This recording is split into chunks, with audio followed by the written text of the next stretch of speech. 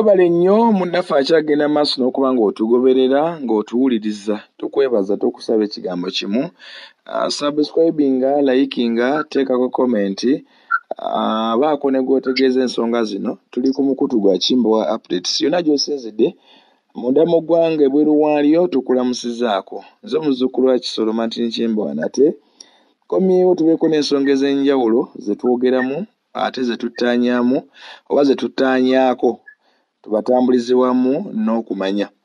Ku mundi guli twaliko ne Alozas Matovu Junior yaleka atusuubiza lw'omukyala juzi yangambye nti Matovu yatusuubiza ebyawandiikibwa byaffe yatukola atya ne bagamba nti ebyawandiika tujja kubifuna very soon era naye akyabiteekateeka naye tumukomezaawo ku channel yaffe olwaleero tuddemu tunnyo ku nsonga nnyingi nnyo ezigenda amaaso mu ggwanga lyattu Uganda. Matovu olina audience nene nnyo mu ggwanga Uganda webweru waalyo mu Europe mu Asia mu Africa n'ewalala yonna neddala eri abo abawulira olulimi Oluganda bangi bakukkiririzaamu. Sooka obuuze ku bantu bano ate tweyongereyo. Nebaza Mukama Katonda nsobozesa okuwuliziganya ne bannayuganda yonna gye beetoolooledde mu nsi yonna. Mwebale kutwagala, mwebale kutugoberera, ate mwebale kubeera bagumiikiriza. Yes. Bannayuganda abali mu Uganda beetaaga omusaala buli mwezi. Ensonga nti okubeera mu Uganda kati nagwo gwandibadde omulimu gwennyini omuntu gwateekeddwa okusasulirwa because it is not easy. Okubeera mu Uganda. Ogwandibadde gwetaaga omusaala era respect nnene nnyo bannayuganda abali mu Uganda. Mukama Katonda akibabalire buli omu abeeko engeri gy'atuuka mu bimusomooza ate asobole okulaba ekisa kye n'obugabirizi bwe kubanga mu butuufu eggwanga lyaffe liri bubi nnyo. Uganda Martin, eggwanga lyaffe liri bubi.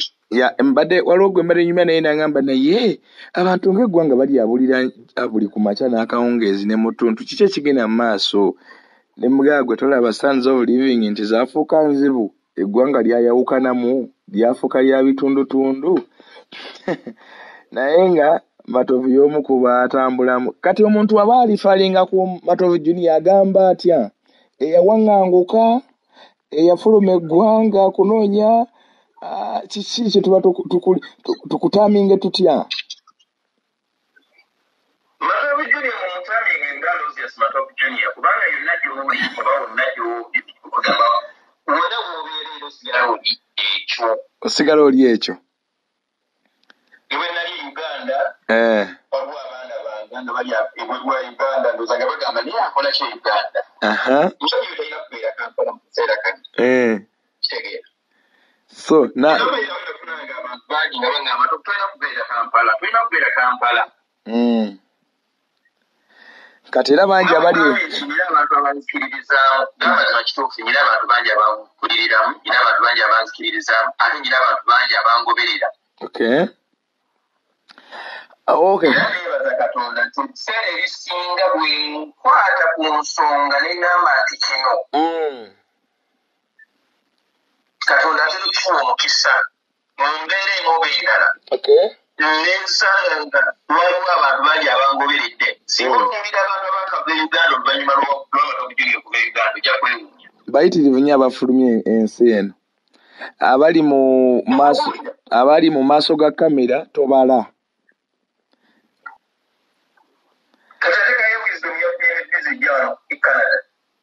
Okufuluma okuddako emabega emyezi ebiri Kaizi Kawalya yo naye yafuluma bangi.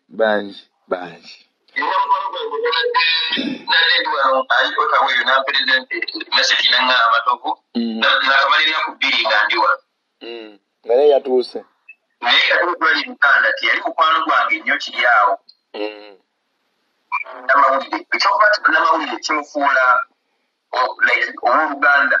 Of course abamu waatuuka awantu aba anoonya ntandikire kwani okuyunga nyungire kwani banoonya amumanyi oba oli abo baali bagaseeko ekintu ekimu oba ekirala ng'ayanguwa. Anyway, nzikiriza nti wavire Uganda wali wa Nuupu. Kati Beka Kigongo ng'akola sports ku Kabuuzi ne ku NTV.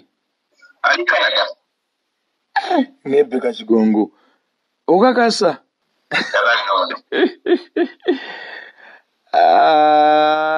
Nange nzija. Beka Kigongo. Nzijira mu maanyi lwakuba ennaku zino. Omuntu nga wakujja wano. Tumwekanira wano. Tosooka kukuba mizira nti ojja. Lwatandika okuteesatiisa nzija. Abayaya bataagala ofulumenga bangi. Ojja kunneekangira awo nga nange nkusazeeko nga ndi Toronto ntagala awo mu city. Katukulinde Mukama akusaasire. Okyali wa Nuupu. Lwaki sigibeera? Nedda sibadde sigikujjaamu naye badde njagala kukunyumiza mboozi egenda maaso e Uganda mu bibiina by'obufuzi. Ntambuze. Wambasi ekidomola kya kkala kyekyo. Mukulu nga bw'omanyi nti osobola okuva mu DP n'oddamu NRM. Kyaliko ekya-NRM. Nga ne bwe kyali okuva mu DP. Kyaliko ekya DP. Mukulu wano tukweya. Mukola kyawo? Mukulu tuli mu kukweya. Era kkiriza taata nkutegeeze. Ituleese omukaka. Otyo? Okugenda okukaka embeera yonna ebadde ekyawagamidde mu kkubo ku lw'ekitundu ekisigaddeyo. Taata leka gwe gubeera gukaka. Mu mbeera efaanagana bw'eti. Taata ono kyakola waliwo owooluganda eyayimirira n'agamba nti saawa zino ze mulaba nfukamidde mu ndeku. Ne bagamba ye mu ndeku ajyamu. Atulula taata wano nze ndi mu kutukuza baagera nti ez'abakulu zitukula mpi. Kati awo tukuze. Ye mukulu. Bano be bakulembeza be bakola ki wammwe? Taata ono yalegera ddala kugwa. Naye ng'ayuuguuma. Ye mbeera mukulu. Otyo? Agenda kukola ki olwo? Agenda kulega.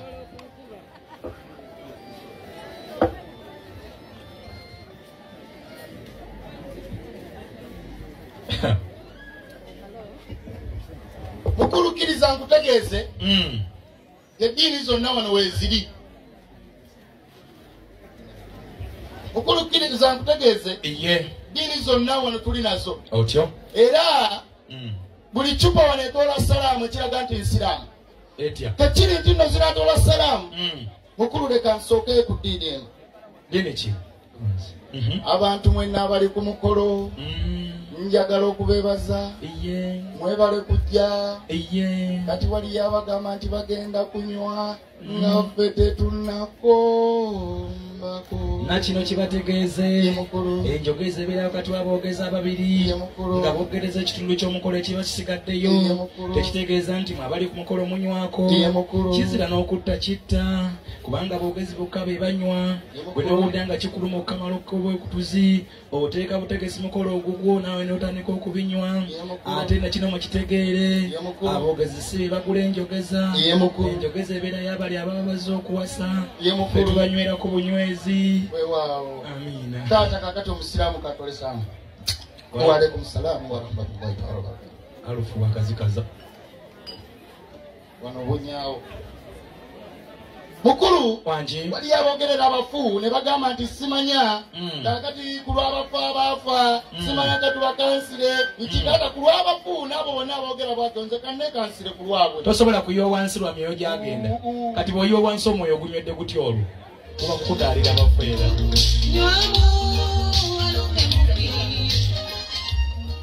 Otyo kyokola kino okikola ku lwani? Mukulu taata. Mukulu wanji kkiriza nkutegeeze. Era bano babalese kukola ki? Kanzigireko ddala n'obukyo. Jako n'obukyo.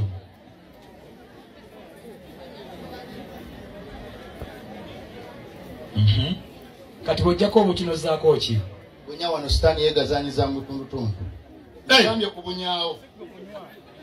Mukulu kanzigireko ddala n'ekitwa. Ojjeko n'ekitwa. Abantu nga batambule na bayala. Kati bw'ojjako ekitwa zaako ki? Mukulu kanzigireko ddala n'empombojjo. Ozzeeko n'empombojjo. kati kujjako empombo gy'ogenda kujjako n'entulubiro bwe nkumanyi.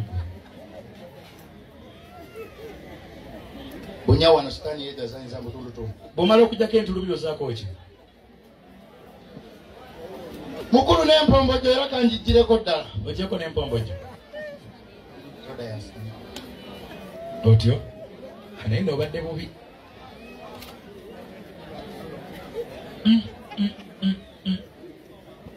Kati mukazi wo omugambye nti walazeewa. Ndi naye. Mukulu kkiriza kula omwana w'obulenzi Simon. Ye. Nzikirire.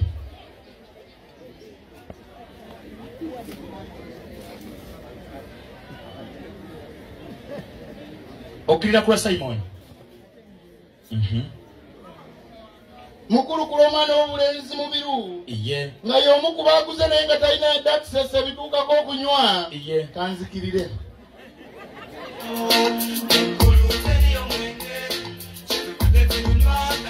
Otyo? Naye ng'obadde bubi. Bunyawa. Mukulu. Kati bino mwojja school fees eziwerera abaana bo. Ku lw'abantu bonna. Abaabadde balowooza nti omukolo gw'abalongo guno tegubeereyo. Kambakkiririre.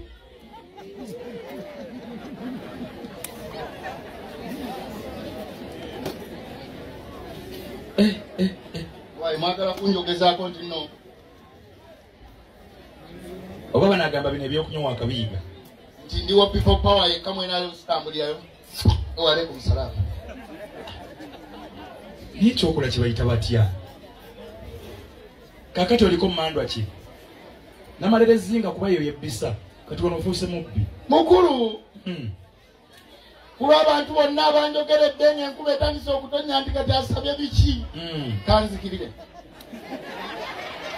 Kubeera sibe baleesere guno omusana ogwaka.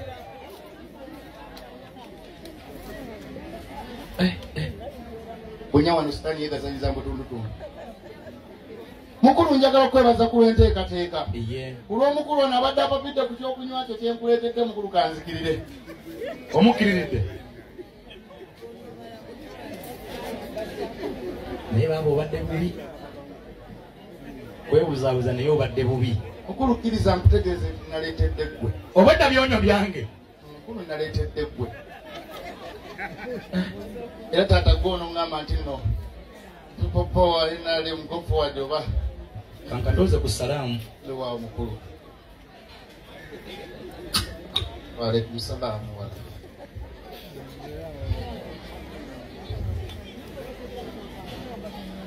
Aha.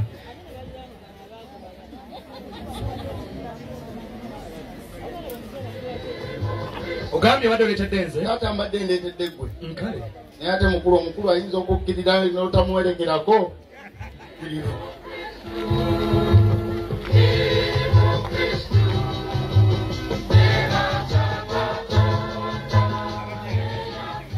Bunya wano sitaani yeegalanyiza mu butundu. Kuba abantu ab'oku kyalo kino abaakula n'abalongo ne bakkiririre. Kkirira mukulu nange kankuwerekere.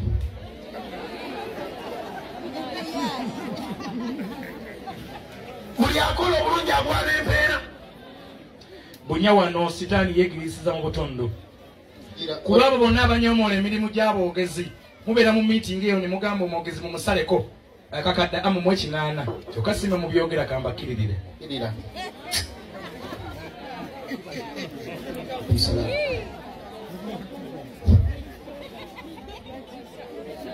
Sitaani yeegalaziza mu butundu bunyaawo. Ku lwa mukadde wange Mwami Steven Bwanika tasobola kutuuka wano.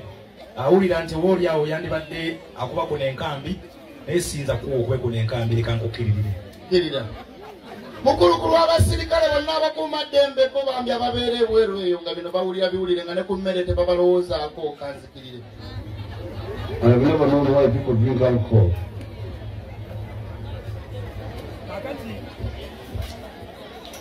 Ku lw'abaana bange abalongo kantandike ne mulongo babiri yonna gy'oli.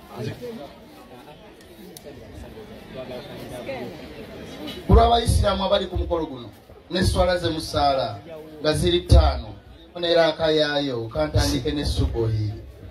I find beer is like so bitter. Bw'obanga okkiridde basiraamu n'esswala zaabwe Ye mukulu. abakatoliki baba n'amasakramentu 7 Ye mukulu. Eucharistia, Dhuhuri.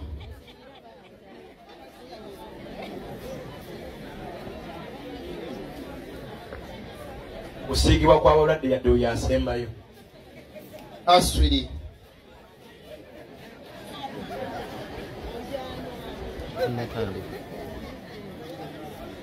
okubatiza, Magharibi.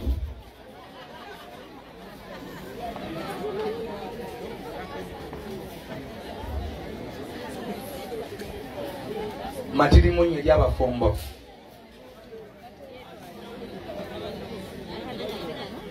Ishai. Nyinza okubanga nasemba kumanya nga oli wa NUP nga kaakano oli wa FDC oba nga oli wa Alliance for National Transformation. Ndi wa NUP, President wange Robert Kyagulanyi Ssentamu. Okay. Era ndi munnankyukakyuka owa People Power. Alright. FDC kyekimu ku bibiina ebibadde ku oluvuganya gavumenti nga kiri strong mu mbeera yaakyo mu kuvuganya gavumenti. Era tekibuusibwabuusibwa kyekibadde kisinga ba MPs abangi, kyekibadde nga kisinga okuba ne strong opposition.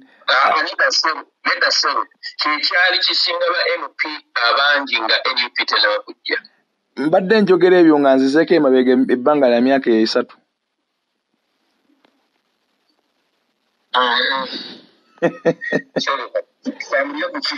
Tambuleko kiriwo.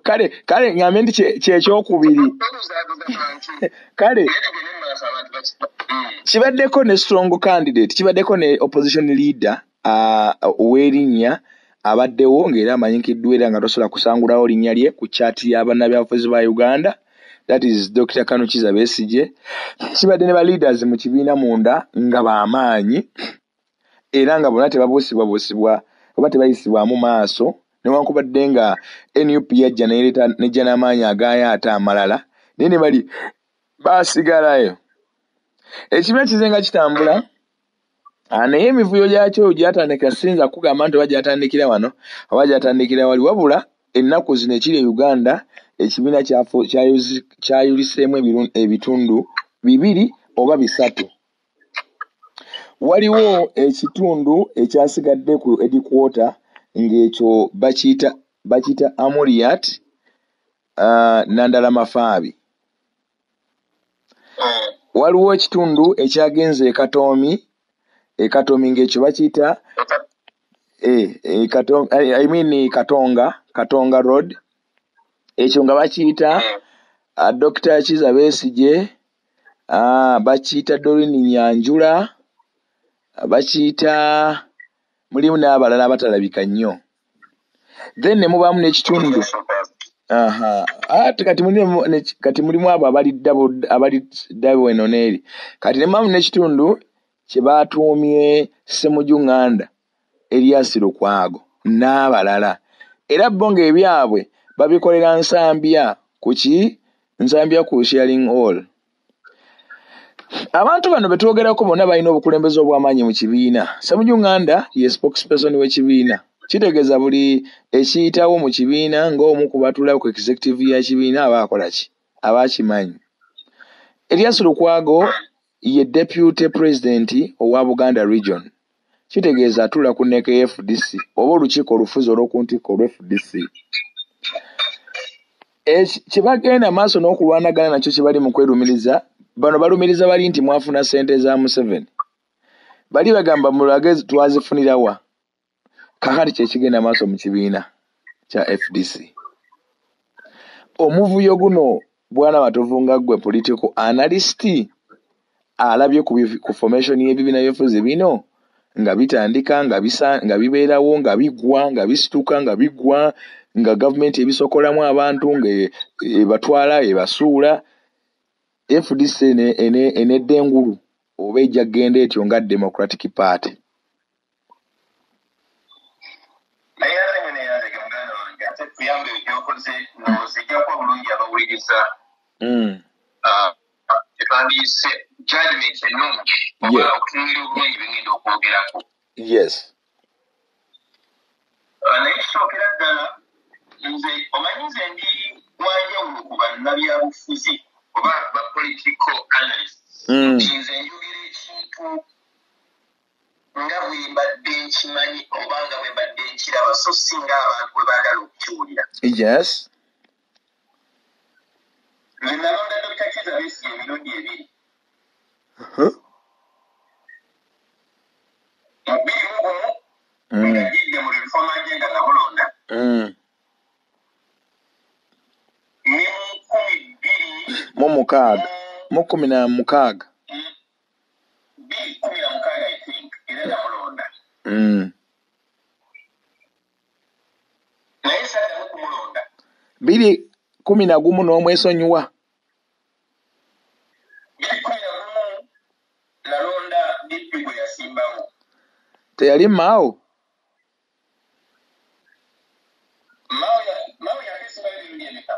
Mao yakeesimbayo emirundi ebiri. Namulondako omulundi gumu. Omugenzi John Kizito naye namulonda. Okay. Waliwo omulundi DP lwe tyasimbawo mubaka bwe nalondera Kizza Besigye. Kakati mu kusooka twava mu katego ffe tetutamanya abasinga obungi naddala abawagizi b'ekibiina kya Democratic Party. Kubajjukira nti ebitundu kumpi 60% ebya FDC baali bannakibiina ba Democratic Party. Aba FDC? Aba-FDC. Abawagizi oba abakulembeze? Abakulembeze abaali bakoze FDC mu biseera ebyaba Sam Kaliganjuba Katonda mumuze mirembe. Yes. Era nga bangi abajja nga bakoze reform agenda because reform agenda kyali kisimbe nga bwowulira people power. Nga mulimu aba NRM, mulimu aba DP mostly n'abalala bawandigambye abataalina nnyo bibiina. Naye nga balina omubumbirano gw'ebyobufuzi ebbugumu nga weeriri. Yes. Olwojjukira omugenzi John Sabana Kizito, omugenzi kati Alhaji Nasser Ntege Ssebaggala, omugenzi Paul Kawanga Simwogerere, Mukama Katonda bonna bawumuze mirembe, abo bonna baali nkonge oba baali bikonge eby'amaanyi mu Democratic Party. Omugenzi Nsubuga Matiya birekeraawo. Yes. Basekweyama. Abawa Dr. Kizza Besigye omubumbirano. Ba Joseph bali ku ddembe. Ba Joseph bali ku ddembe. Basala nkongi abayingira NRM ne bawulirayo munda. N'abalala bangi. Yes. Kakati bagenda ne bayingira ekintu kya reform agenda ne bagamba nti engeri gye bagamba nti president bwe twetaaga ateeka okubanga alinamu military background. Kati eriko ku Kizza Besigye asobole okuleeta enkyukakyuka mu Uganda. Nze tubadde tuyayanira emyaka gyonna nga tuyita mu kukyusa president mu mirembe watali ku ibonsaayi gwonna. Yes. Naye nze ku lwange ndowooza nti abakulu bano abajja n'ebirowoozo ebiri pure and clean mu bibiina byabwe eby'enjawulo byonna gye baava bayingira equation yayo Kaguta Museveni n'ebitayagikala Dr. Kizza Besigye ani n'owingire ndowooza n'olunaku olwaleero nti okujja kwa FDC ne okujja kwa Dr. Kizza Besigye kwali kuteeketeeke naye ng'enteekateeka ya kino yali enzibu nnyo okutegeera olw'ensonga nti mu kaweefube wa President Museveni okutondawo opposition ng'amenya ze twandiyise traditional political parties mwalina okubeeramu okutondawo opposition gye twandiyise eri easy to manage in the politics of Uganda. Kitegeeza nti abantu bano ebirowoozo byabwe birungi baabituuza mu muntu ataali mulungi. 100%. Nga beesize kiri nti lwakuba avudde mu magye abaddeko ne mukulembeze ono amutegeera bulungi nnyo endya n'ensula era yamusobola kubanga n'ono munnamagye abadde minisita mu gavumenti ye.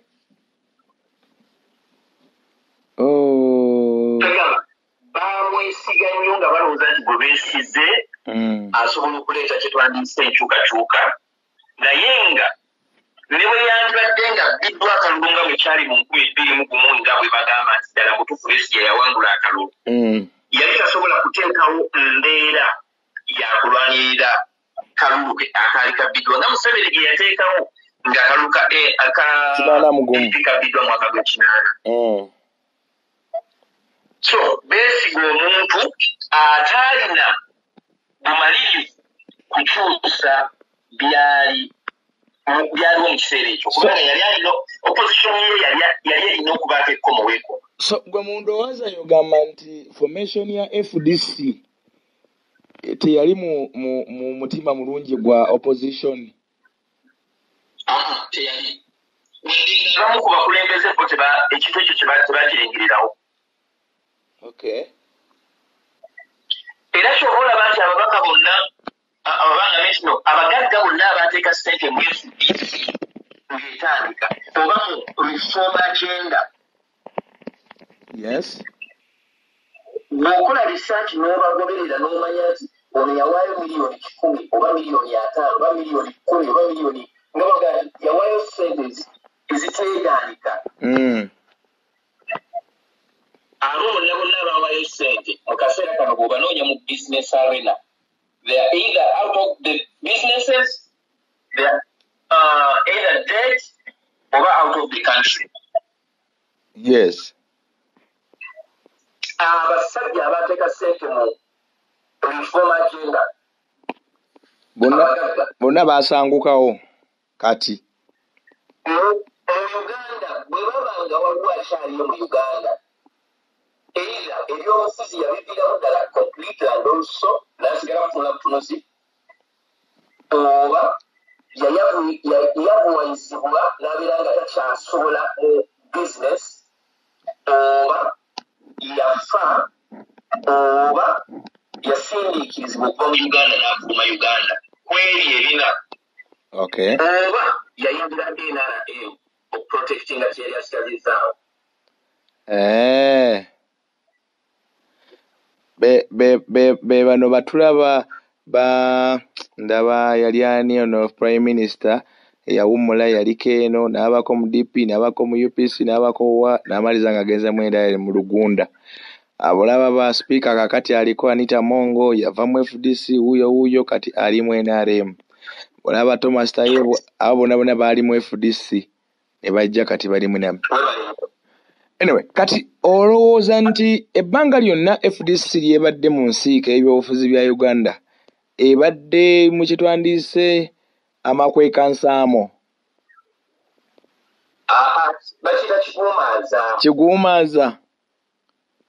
Kukyamuukiriza enteeka ebadde ejjalengeramu ekireetera abantu essuubi mu byenkyukakyuka era nga ogamba nti kuluno wabula kuluno kati kuluno omusajja akola ki? Agenda kyolwa kino ye Dr. Besigye yali yasoma bannayuganda nti baagala nnyo kyewandiise ebiramwa oba films okutambulizibwa eggwanga, okutambulizibwa essuubi nga olugamba kuno ajja agenda kuno agenda mugenda kumulabako agenda leero n'oleeta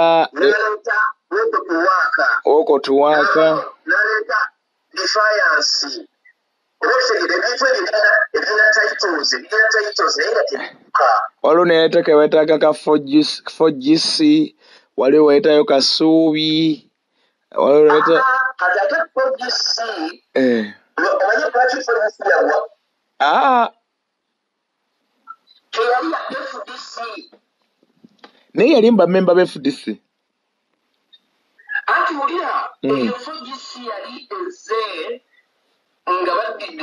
ekisinde kya Ssuubi bakigase mu FDC kubanga jjukira abaana ba Ssuubi bonna baddi abantu baaliyo babataano oba bali mukaaga ne bagira mu kibanisa ekisinde kya Ssuubi bonna ne bayingira palamenti omwayingirira Kasibage Moses owekitiibwa Medard Sseggona owekitiibwa Elias Lukwago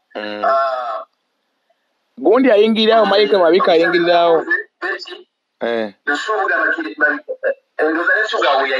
ne Mike Mabike ate Mike Mabike ye ogundi yasuubike yaliimu kubanga mu kifo kya Mike Mabike awo ndowooza gundi we yayingirira yali Kasozi Simbwa Mike Mabike Simbwa we yamugirayo iya mutegedde si Mike Mabike agenda okuyingira Nakindi owekitiibwa John Ssebaana ye yamuleeta nga ye agenda kuba deputy president ng'ate amujja Makerere UID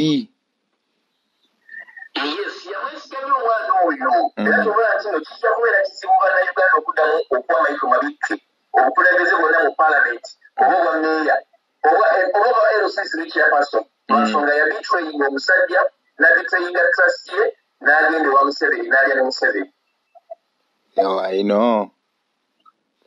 Mike Mabike yamutunda ku bantu okusobola okumwesiga nga yali akyali muvubuka muto yali omugenzi John Ssebaana Kizito era ye yamulaga bannamakindi era bagamba nti nze kati ngenda nkummula naye nyina obbalaga abaana be tutendese ng'abaana abo mwe muli Mabike mwe muli bano Mukasambidde mwe muli bano Balume Bayiga ebikimu by'abavunji eyo eya UID yali ey'amaanyi ennyo oba kitegeera kati Mike Mabike bw'atuuka mu palamenti he was a good guy naye bw'atuuka mu palamenti n'abeera excited ne bamusuubula naye bwe basuubula bakatolugwama bamuwumuza emirembera ye trust yaabwe ne bagiryamu feeza ne zaabu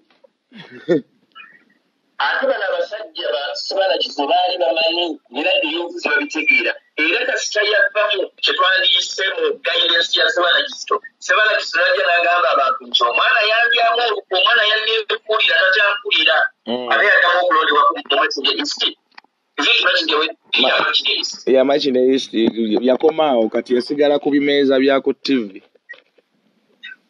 takyasobola kudda kuba kisooka Mike Mabike si mwogezi mulungi ebiseera ebisinga omuntu ng'oyinamu bakita kulalagira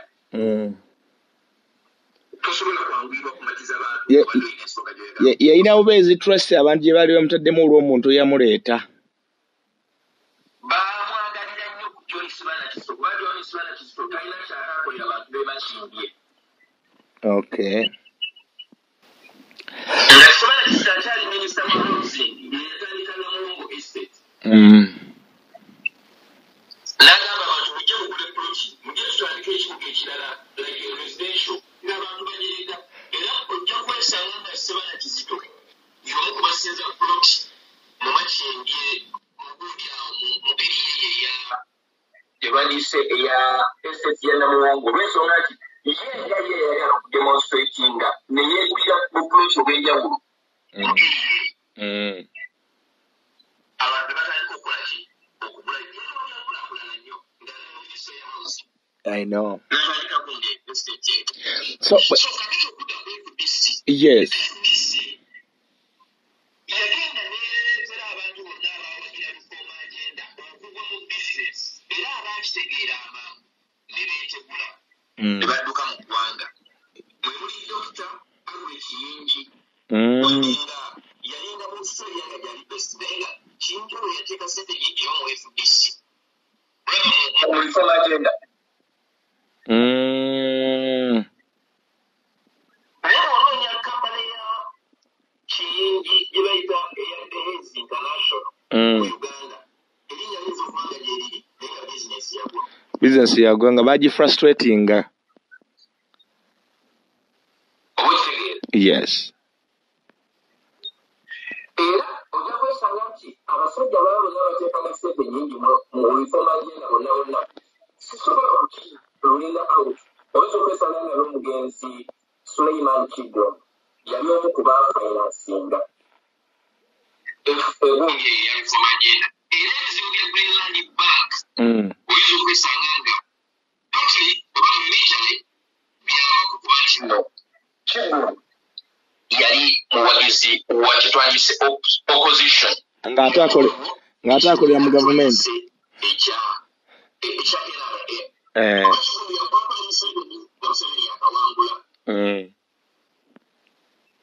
so ebizibu byonna ebyajjirira nze kirabikira nti reforma agenda eno bwevaawo alekawo ekibiina kya FDC etandika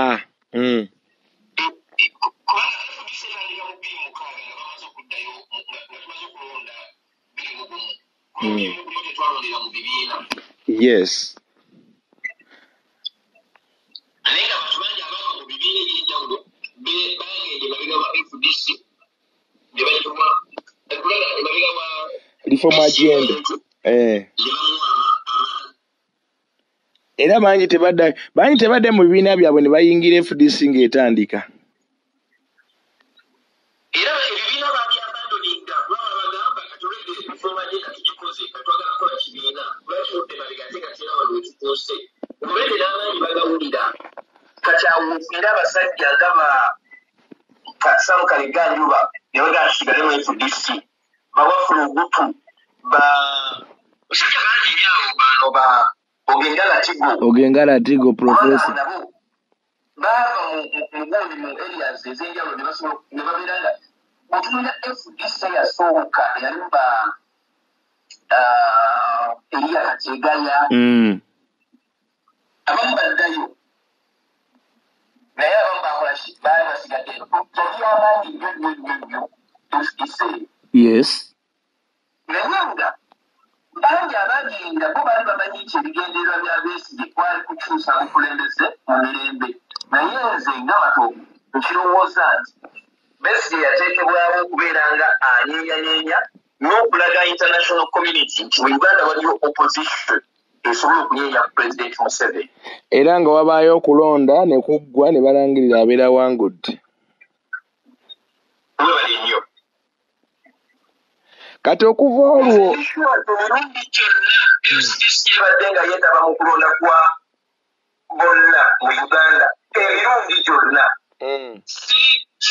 sigagamba nti ndi 100% naye nsobola okugamba nti nsuspectinga nti okulonda kwa bonna kwonna okubadde mu Uganda nga Besigye ye president wa FDC abadde afuna okuyambibwako ssente nga ziva mu gavumenti naye ng'abasinga tebakimanyi nga zimuweebwa zitya kati tosobola kulemererwa kujustifyinga kuwakkanya Museveni mu mbeera zonna buli ekyandibadde ng'omuziziko kyandibadde kikugibwako mu maaso awo osobole okutambula nga teri akubuuza wa gy'olaga ate era nga ne president ebyabeeranga ebizibu oba n'okufuula omuntu wa opposition nga ddala abantu badde tebamumanyi okumutunda omu marketing eggwanga lyonna si kyangu ate nga ne president ateekwa okwekuliyetingirawo opposition einamuoko ka pressure Museveni yali alina okweproducingira lead of opposition nga naye amwekontrolingira nga kyayagala kyebakola okay oba ekintu bannayuganda kyebagenda bumuuka kati okuva mu provinsi zino zetukola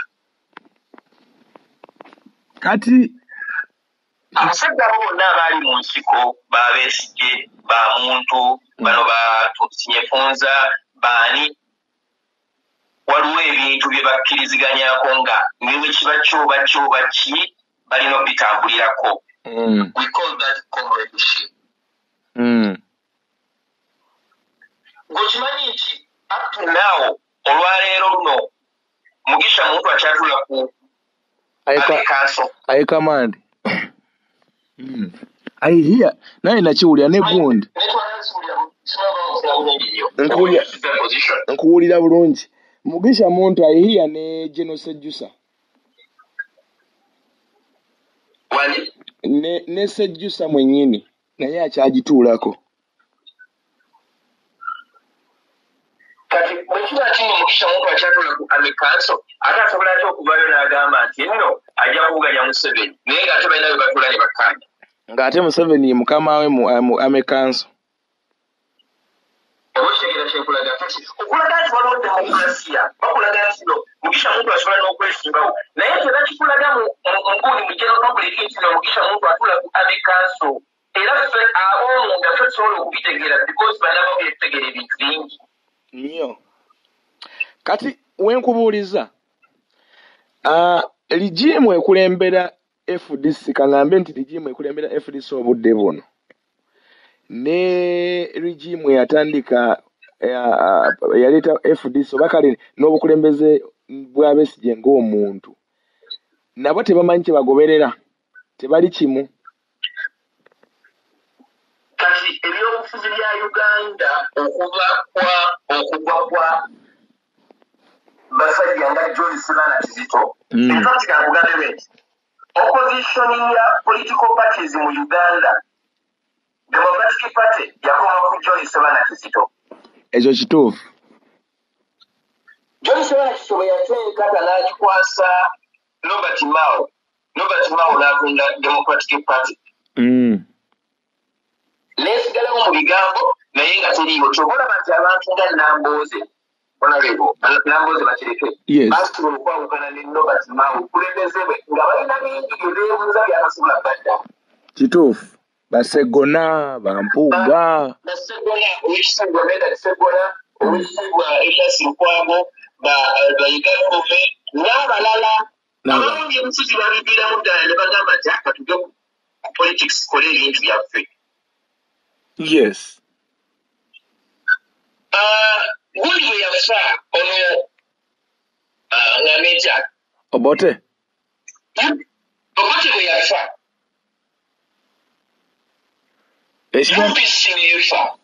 ekibiina ne bakiwa mutabani we. Oluvannyuma lwa mutabani Obote okukwata obukulembeze bwa UPC yayingira N8. Ekyo kituufu. Kati ekyali kisigaddewo kubanga jjukira nti opposition ya Ssemwogerere mu mwaka gwa 1996 yali yamaanyi nnyo mu Uganda yonna nga ne bwogenda mu Ankole Ssemwogerere alinayo obuwagizi ne bwogenda mu Engulu Ssemwogerere alinayo obuwagizi. Kyobula nti nno Museveni yakozesa amagezi gonna okulaba nti nno ekifo Ssemwogerere kye yalinga atuddemu oba kyelinga atuulamu Besigye akituulamu. So Besigye agenda okujja nga amaanyi ga Ssemwogerere gatandise okukendeera. Anti Ssemwogerere bamuteegera mu constitution ne bamugamba nti bw'obanga owezezza emyaka 75 oba tosobola kuddamu kwesimbawo. Technically akalulu k'96 ndowooza Ssemwogerere agenda okwesimbawo ng'ali below 75. Of course yali below. Obotegeera. Yes. Kakati in fact mu Uganda tulaba nti no omanyi bw'obeera ne Canada n'ogamba nti nva mu Uganda bayogera ekigambo kino amiini gwe baasinga okukwata kubanga bamumaketinga bwe batyo ebweru wa Uganda. Okay. N'olwaleero luno nina omusajja gwensanze abadde mu China n'ambuuza are you from Africa? Koze yes. Kenya? Koze Uganda. N'agamba you know him? Nemugamba yes, I know him. Dictator? Nemugamba no, Amin was not a dictator, he was a nationalist. Are you sure? Amin is a dictator. Naye ate Museveni dictator. Naye ate Museveni awoomerera kungulu. Naye ate Amin yalinga ayogera ebintu nga bannayuganda bye bandibadde baagala babeere nga munnansi yonna bwe yandibadde ayagala bibeere nga teyeefuula kyatali. naye ate ono gwe tulina ate ye mubi nnyo tumuddewo ng'omusajja ategedde bimunyonyola. Kakati Museveni okukkakkanya obuwagizi Ssemwogerere bwe yalina mu Uganda yonna yali alina okumaketinga Dr. Kizza Besigye mu painful approach nti omusajja bamukwata, omusajja bamusiba, omusajja bamukuba tiyagaasi, omusajja bamukola bwe bati.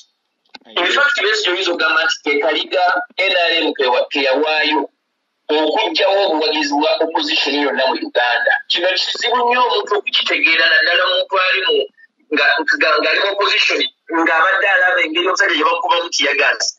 Kizibu nnyo okukitegeera. But the easiest way to understand this is mutunuulire ebyobugagga Dr. Kizza Besigye bye yalina nga yakatuuka mu opposition n'ebyalina olunaku lwaleero bingi ayamuwadde oba yeeyongedde kugaggawala oba yeeyongedde ku maintaininga bugagga bwe. Mutunuulire n'abamu ku abo abali mu opposition olwaleero gye tulaba nti teri mu nkwawa za NRM nga bw'olaba ekulemberwa Robert Kyagulanyi Ssentamu. Mutunuulire omukulembeze wa NUP bw'ayisibwa, mutunuulire bizinesi ze yakolanga nga tanayingira byabufuzi bwe zaapafoominganga n'eleero bwe zipafoominga mu liiso ly'ebyobufuzi. Oba olyawo oyinza okugamba nti batovu byeyogera biyinza okuba nga bituufu oba si bituufu. Naye Munnayuganda ayinza okugamba nti batulugunyiziddwa kyenkanyi. Ayinza okulaba Besigye nga bamuwalabanya atambuddeko mu mwala, atambuza ebigere, ne bamuteeka mu kimotoka, ne bamuwalula, ne bamuzza ewuwe. Ne bamukwata ne bamutwala ku poliisi e Naggalama. Ne bamutwala ne bamuteekawo ne bamuteeka wali. N'alaba nga naye Kyagulanyi almost biringa bye bimu. Ayinza okulema okwawula.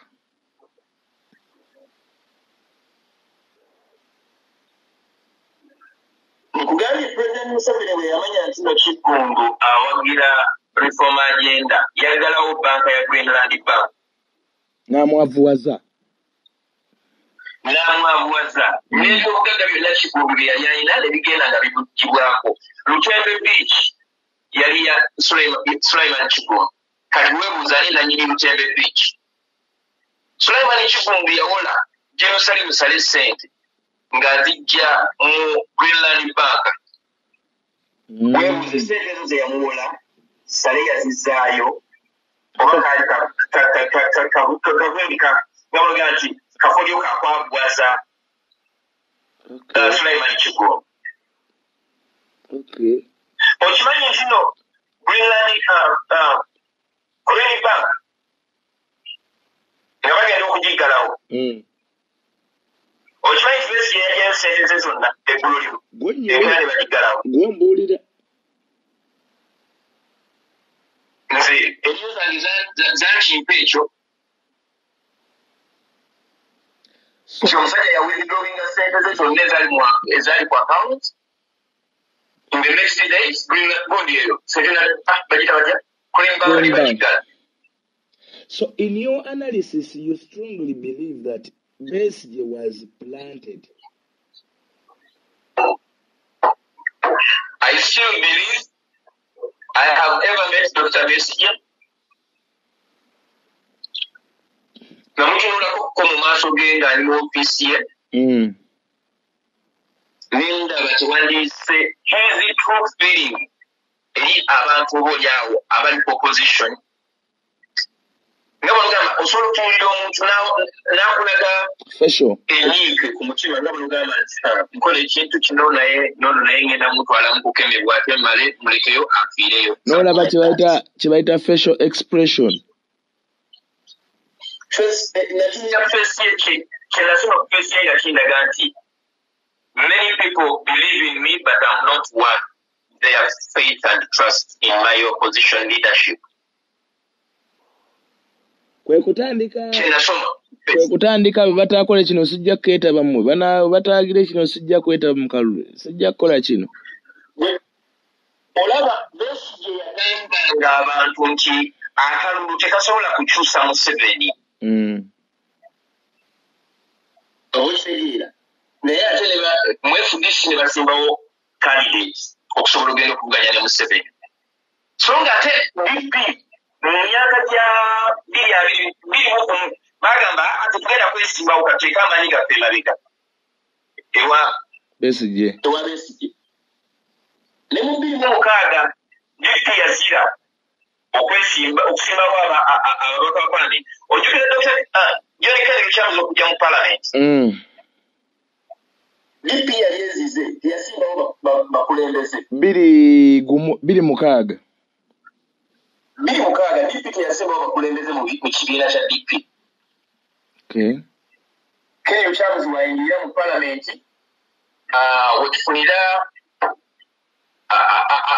abasajja ngabaga nti mu Kampala waliwo ani bannaye yali MP wa Kampala by that time yali Rosa Margaret Ziwa we yali w'abakyala oba ngezaako okujjukira yali ndowooza yali gundi ono yali oba yali Babu yali Kafumbe Mukasa ndowooza yaliwo mu kaseera DP egenda okukomawo ng'erina abantu b'enfiiriddwa abayingidde FDC kubanga bo baalinga olugaba political prostitutes nga atunda bwe bagenda naye kati okusobola okuggyawo amaanyi ga Ssemwogere Besigye yali alina okukwatibwanga mu bitundu by'eggwanga eby'enjawulo yagenze Kasese ne bamukwatirayo ne bamusibirayo ennaku nga 2 oluusi ne kkooti n'etuulayo their marketing game sympathy yeeyo n'agifuna baba avaayo n'akola ebivvulu that is indirect marketing mu Uganda mu byafaayo bya Uganda teriyo muntu nga munnabyabufuzi asinza Besigye misango kikooti za Uganda ayinza okuba nga aweza emisango 15,000 mu Uganda bukyanga atandika kuyingira byabufuzi bya Uganda naye kukakasa ku misango egyo gyonna Besigye gyemuvunaanibwa mu Uganda gyekuliko omusango na gumu gavumenti gwe yali emusingisizza so kitegeeza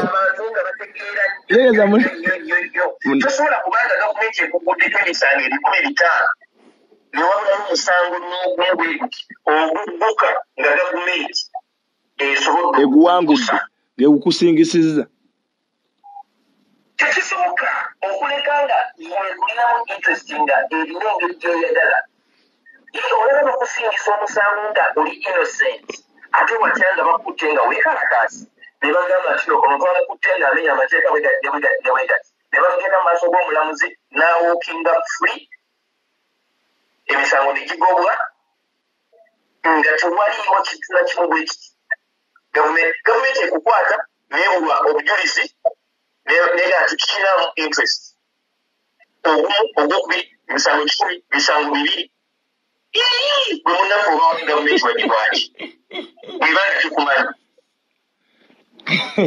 kati Uganda ategeere nnyo yayinza otegeera ekyo bagamba Besigye yagenda okugulira abasirikale iziti engatto naleeta engatto ezitabatuuka yali Besigye eyaleeta ne uniform ezitakwatagana balina kye baali bamuvunaana emabegakaawo as a political commissar alina orders eyakola ndowooza nga za UPDF eyetaga mbutusi ezitafaanagana kubanga zonna za kugulu kumu lwaki tebamusiba kuba obujulizi bwaliwo so okusobola okusiguukulula mu mitima gy'Abannayuganda obugazi bwe balina eri abasajja nga Dr. Kawanga Ssemwogere baali balina okumaketinga omuntu waabwe painfully naye ng'omuntu oyo abantu balina okumuacceptinga however nga tebalina kumuacceptinga mu west balina muacceptinga the other parts of the country apart from the west okay kati ekibuuzo kirala okubuuza bw'otunuulira bw'obanga gwe bwoto bw'olaba ensonga eyo essaawa zino baamuggyako engalo abaamuleeta omulimu gw'alina okukola yagutuukiriza kati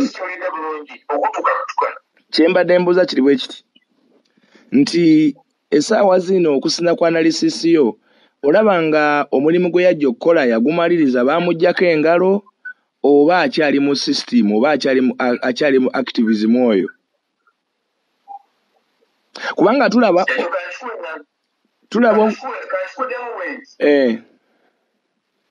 nga bwewampadde ebiwayi ebiri mu FDC olwaleero ekya Amuriat ne Nandala Mafaabi tulabayo Besigye ne banne tulabayo Lukwago olwaleero luno mu FDC tewakyali muntu asobola kukola impact oyinza gamba nti ono asobola okutambula n'akunga abantu bageze abantu 12 ne bamugoberera abeere Amuriat ne Goli ne Nandala Mafaabi abeere Ssemujju Nganda ne Lukwago tulaba nti Lukwago wamaanyi Lukwago tasobola kumobilizinga bantu 12 mu Kampala awo akalungu abadde akawangulira mu mitwalo Lukwago kyabadde nnyo nekitwalise sympathy support lulovulo munyambe sifuze bansiba bangoba mu office munzizeeyo munzizeeyo sifuze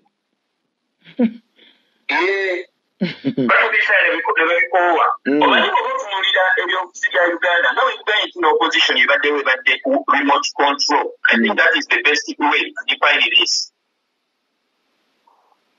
Yes. Opposition ebaddewo ebadde ku remote control ng'oli anyiga button nti nyiga 1 n'ezannya nyiga stop ne play ne stoppinga nyiga play n'ezannya okitegera. That is what we've been having for the last 20 something years, 25 years.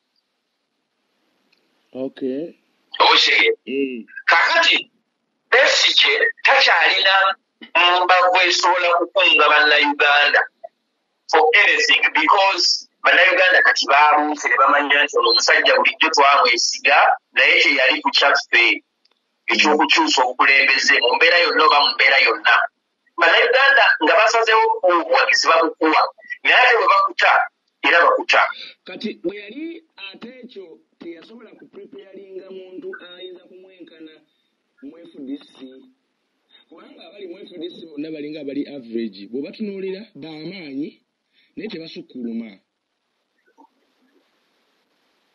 temulimu oyo teyalinayo mbeera ya kutraininga muntu agenda musikira mu opposition.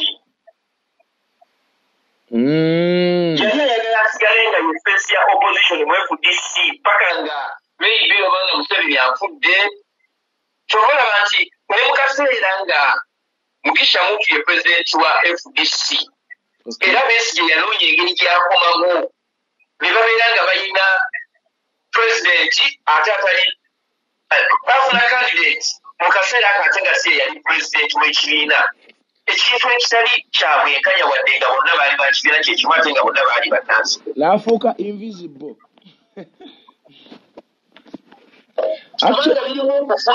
Actually ndoza byebyo ebyasinga n'okunyiiza Mugisha Muntu nga tabisobola naga kantandika ebyange ekibiina kyange. Nkuwulira bulungi nnyo oli kiriya nnyo.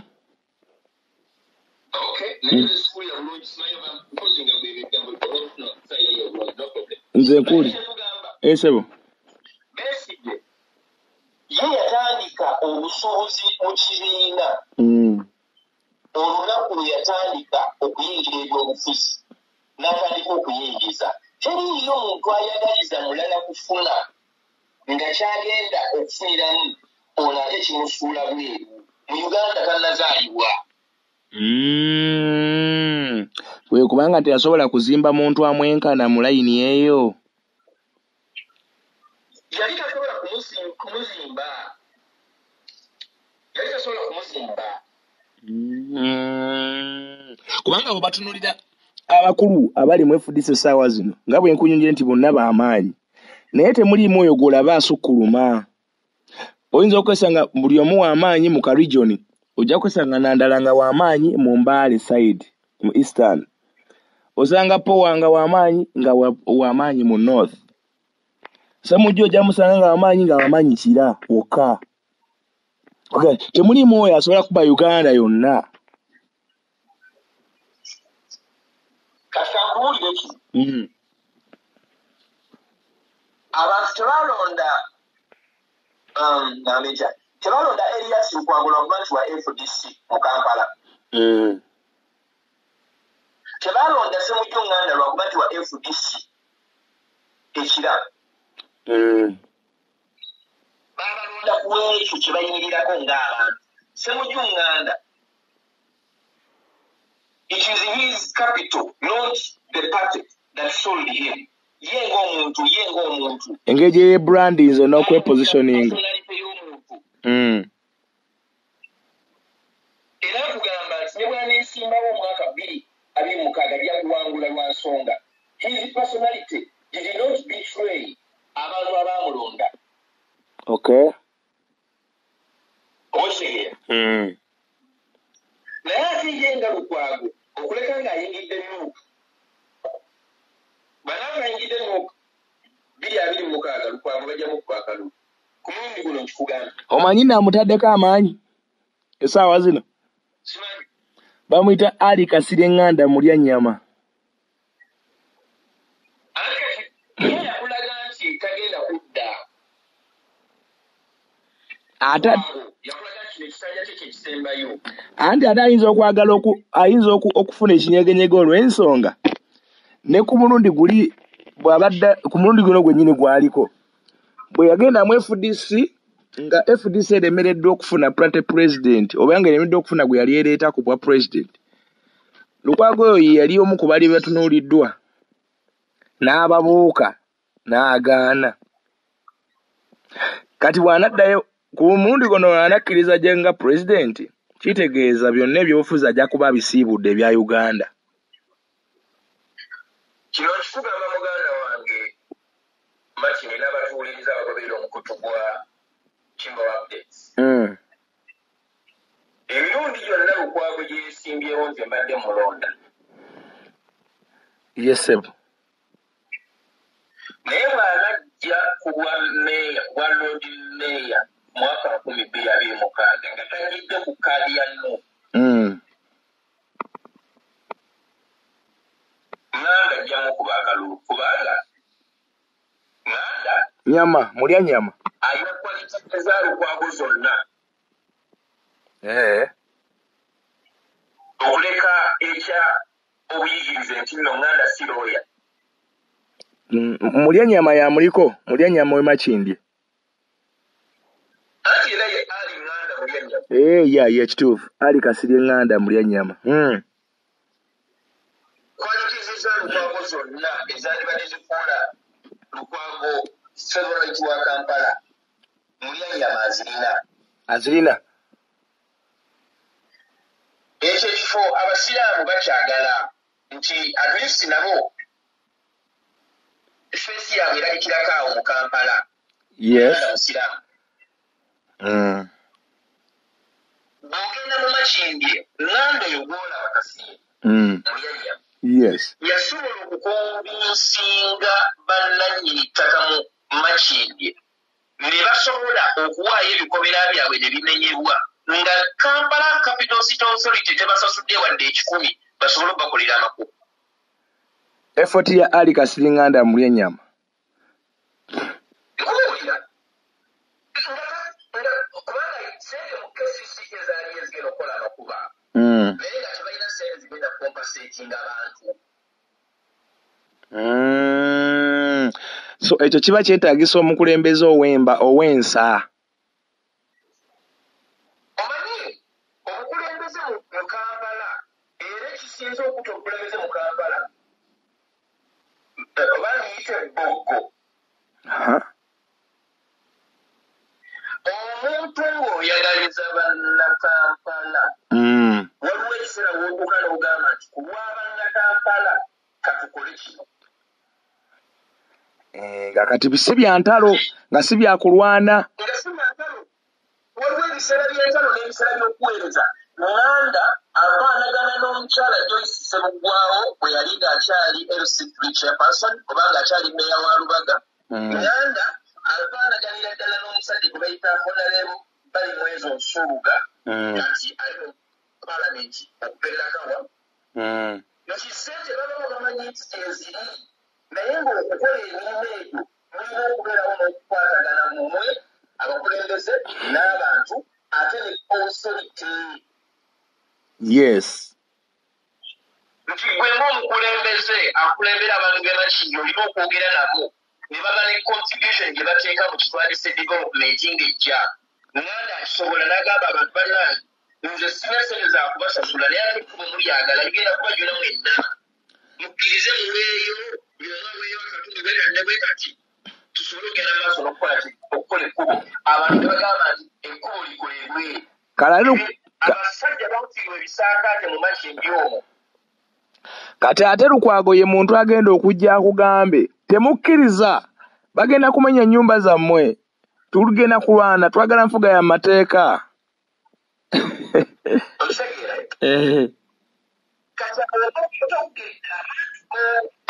Kubanga kati abayita mu Kampala eryasirukwaga ayita mu Kampala ow'erinnya ne muyitamu emmotoka y'omukoola wansi ekyasobola kubeera nga eringa eya meeya ne muyitamu ow'ebigere abantu ne bakujja eKampala n'afuna Ssenyiga ng'amugye ku nfuufu mukyalo gye yavudde tebakwate ng'enguudo za ttaka.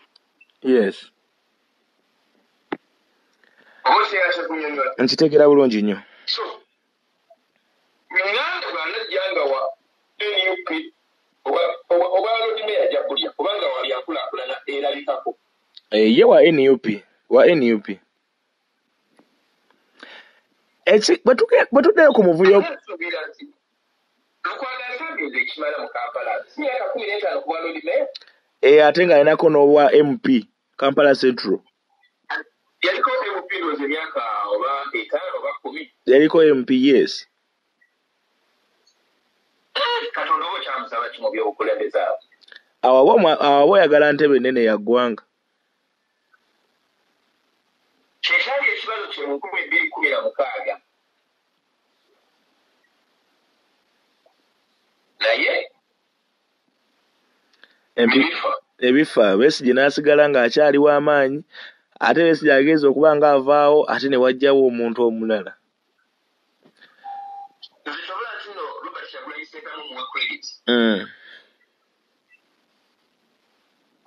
Abantu bangi bamugambanga nti addeyo mu paalamenti yeetegereze ate amale emyaka emirala 5 ajje mu 2026 mu 2026 naye just olwaleero bw'otunuulira Robert Kyagulanyi Ssentamu n'endeebo gy'aliko singa mwamugamba kimwamugamba n'akikola naye mwali mumugambye endeebo gy'aliko olwaleero yandibadde agiriko. Naye kirala singa yaddayo mu paalamenti ne tufuna akalulu ka bbiri akasembeyo aka 2021 nga tekaliimu Kyagulanyi tekaliimu Besigye twali tugenda kubeera nga akalulu k'e Rwanda omukulembeze waayo kawangulira ku 98. Kyolaba nti nga tumaliriza pulogulaamu y'olwaleero kubanga laba essaawa egenda kuwera. Yes. Njagala tukole bwe tuti bannayuganda ne bannakampala na bonna abankuliriza nga musinziira genda gye musinziira. Kino kye njagala tutunuulire. Tukkirize tugambe FDC tesobola kukulembera kirwanisa opposition mu Uganda. Tekyasobola yakulembera gwe tekyasobola kudda ngulu. Tekyasobola. Yes. Era okulwanyisa NUP kwe babadde bajja nga bakola okubadde sponsored by the state. The only way we can reward NUP is okukyusa ababaka abadde aba FDC ne bafuuka ababaka ba NUP stroke people power.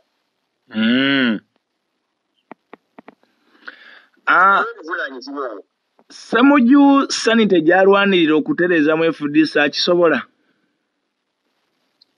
Bambi ng'omuntu alina obulumi kubanga ye yayingira mu kintu ekiri pure and simple and true. Naye yagenda okutuuka gye yatuuka olwedde nga balina kyebandiise agenda akitwale bwentyo balina omulamwa kubatambuliza forgive Semuju because he is new. Yeah? He doesn't know the things in Qur'an. Naye nga muntu gagamba nti mupya amaze emyaka 8 mu kibiina. Abaamulaga nti agenda yaffe tagimanyi. How can you call your Secretary General a new person who is ignorant about how things run? Naye nga okimanyi nti munnamawulire asobola okusoma constitution y'ekibiina in one day. And unless you know the constitution of the party, oba tolina kirala kyeweetaaga.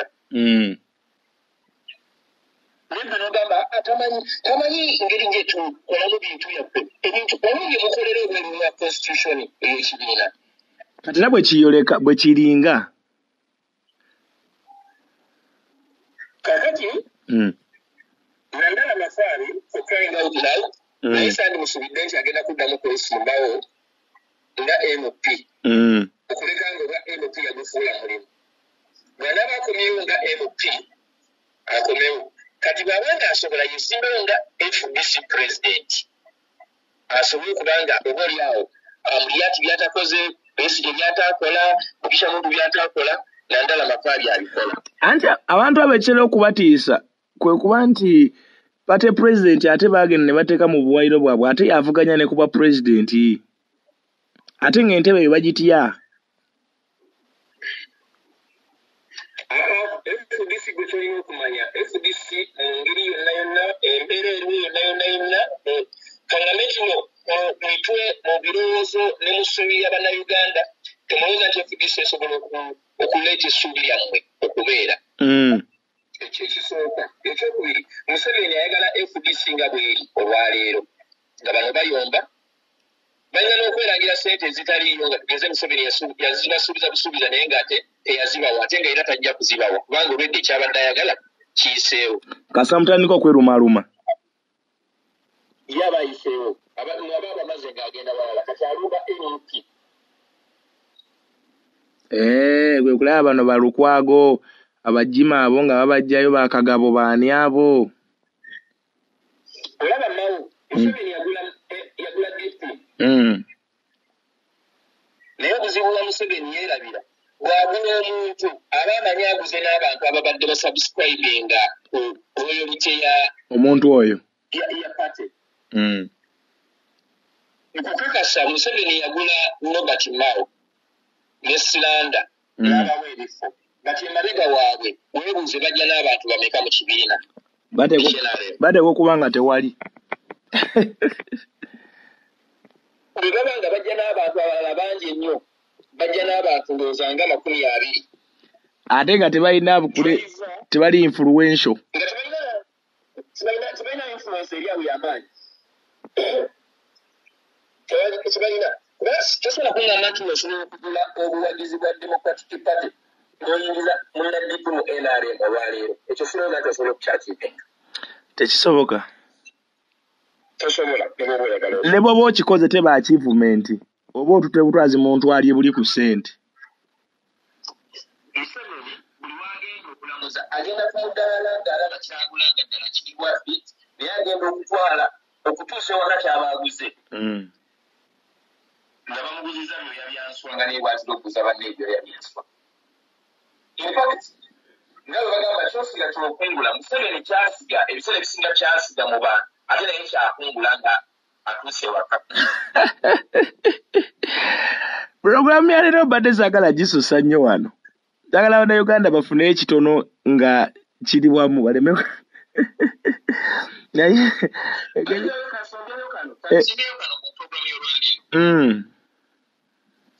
kampeyini eriwo yakukyayisa Robert Kyagulanyi Ssentamu mu Uganda yonna oba amawanga amalala gonna olw'obuwagizi bw'alina most especially mu Central wano n'ebitundu bya Uganda eby'enjawulo. Naye njagala okubulira Bannayuganda most especially abatali Baganda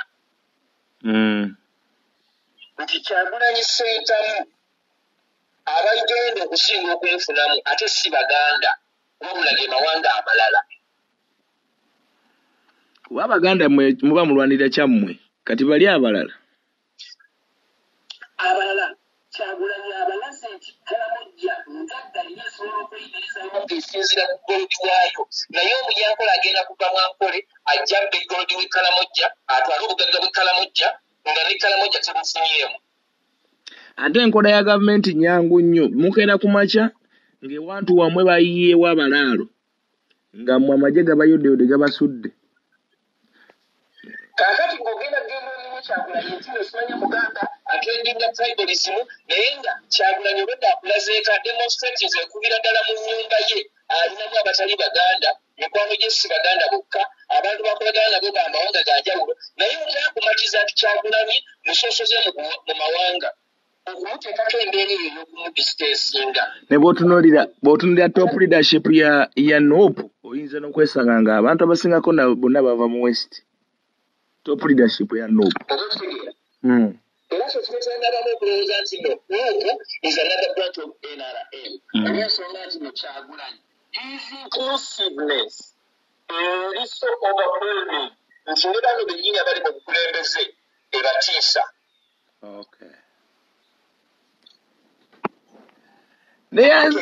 Neyanze nnyo Bwana Matovu. Ngera nakasembayo bakamanyi nti nga bwe kiri nti abali mu opposition FDC amaganda gaabwe tebagasimbye mu West gyebagambye nti n'abamu ku bakulembeze baabwe gye bava naye bagasimbye mu bitundu ebirala by'eggwanga banafutefu eno batukutule mu sayidi eno abo bannaganda bwe balina okuwukira. ANT ng'eyagala okufuna amaanyi esooke naye concentratinge mu areas Mugisha Muntu gy'ava at least tumanye nti no ANT eri mu West erina ababaka bataano berese mu parliament. Ono omukulu abadde eyakaji kujja mu Buganda mu West at least tumanye nti no alinayo ababaka 15 amaanyi ge FDC galeme kubeera mu bitundu birala ebya Uganda nga Mwankole oba mu mukunjiri mu pesi gye yava tewaliyo mubaka wa FDC yenna. Naye era wakyogedde dda nti FDC tekyasobola kudda ngulu okujja nga ate NUP evuddewo. Anti kakati bwe baba baagala tubakkiririzeemu at least bakole ekyo tunagamba nti era kaleko at least bwe banga mu centro tebalinayo nnyo maanyi muwesi basobodde okulijjonga positions ezaali eza FDC kati eri Kasese zaddayo mu NRM. Bano ba Winnie Kiza abaali eyo ba Robert Centenary ba Ngonzogu abaali bonna ba NRM baawangula ebifo ebyo. Kakati nga twagala okugenda mu maaso moving forward Museveni is making us busy. By the way, I mean Matovu okimanyi nti FDC yasuula ebifo by'omu eri eyo byonna ate nga balina ba strong MPs. Robert Centenary yali wa FDC nga w'amaanyi Kasese municipality. Winnie Kiza woman MP Kasese. Robert Nzogu Busongola North. Awo nawuna baba wangula ngate ba FDC b'amaanyi. It is always made on script. Byonna byonna ebyo biri ku script.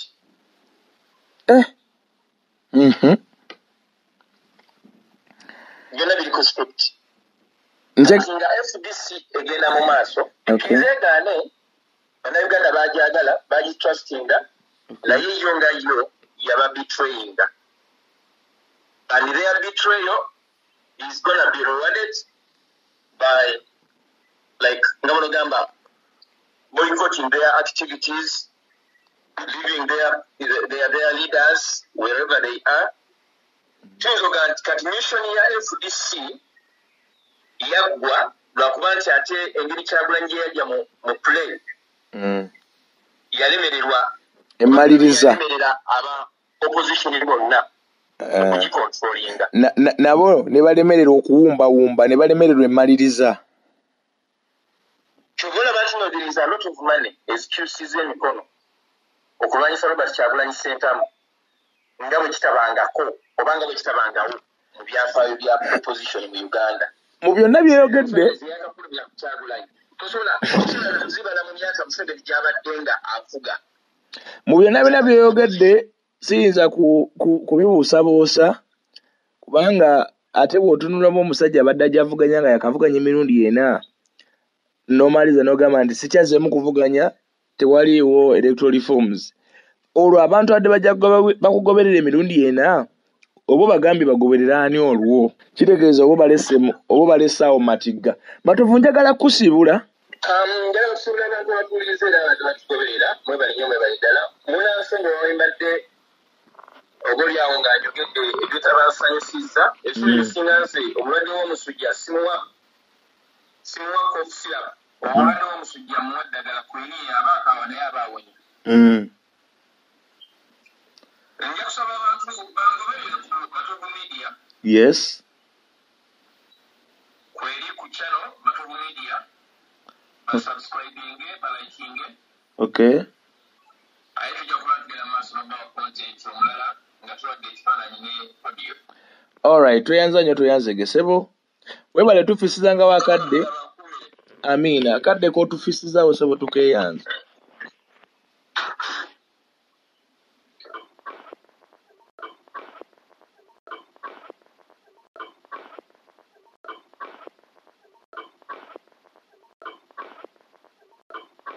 Amanya gange nze Mugamba Jolo Hassan, CEO Jolo Pearl Properties and Real Estate Consultants.